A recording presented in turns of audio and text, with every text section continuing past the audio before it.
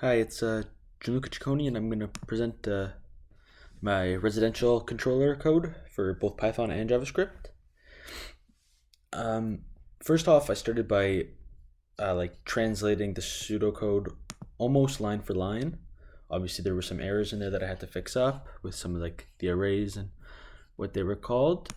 But yeah, I did that for first. I started with JavaScript actually, and then when I was about halfway done, I went to Python, and yeah, just setting it to how it would be from the pseudocode to Python and JavaScript respectively. Setting the arrays to being empty. Um, for the methods, like this creates a floor for like every amount of floor in the array, and pushing it to the other array. Um, this one creates the elevator based on the amount of elevators set, and gives them each an ID. Pushes that also to the elevator list array to be used later. Then this simulates when user presses a button outside of the elevator to request an elevator. Then this is how we choose the elevator. It takes from here the best score, compares the options and outputs the best one, like best elevator, best score. And based on those parameters, it returns one of the elevators. This is the class for the elevator. Again, same thing, translate it from the pseudocode, make them equal to empty arrays and the IDs to be used later, creating floor request buttons for the amount of floors, pushes that to a list to be used later. This is to simulate when a person pushes a button inside the elevator. Again, adds it to the floor request list so that later you could see which floors need to be taken to.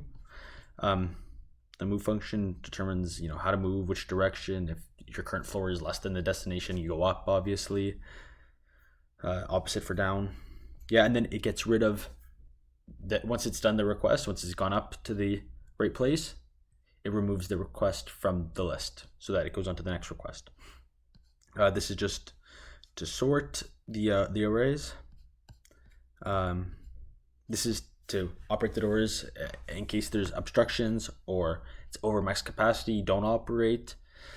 And the class for call buttons, again with IDs, floors, directions, all stuff that we need later in the code.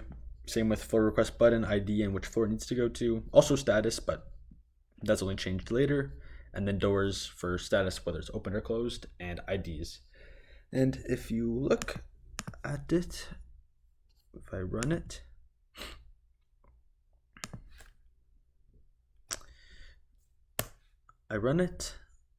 it passed. And for JavaScript, basically, the same. I started with JavaScript.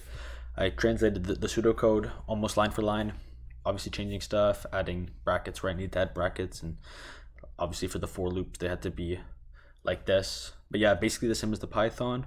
Almost like exactly the same, really, minus this like syntax. It's all here, same methods and everything. And if I go to run it,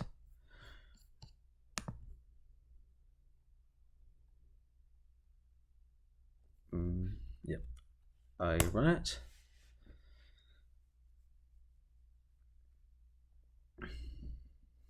Sorry, still running. And it passes. And so yeah, that's how the code runs. Both of them. Those are the methods.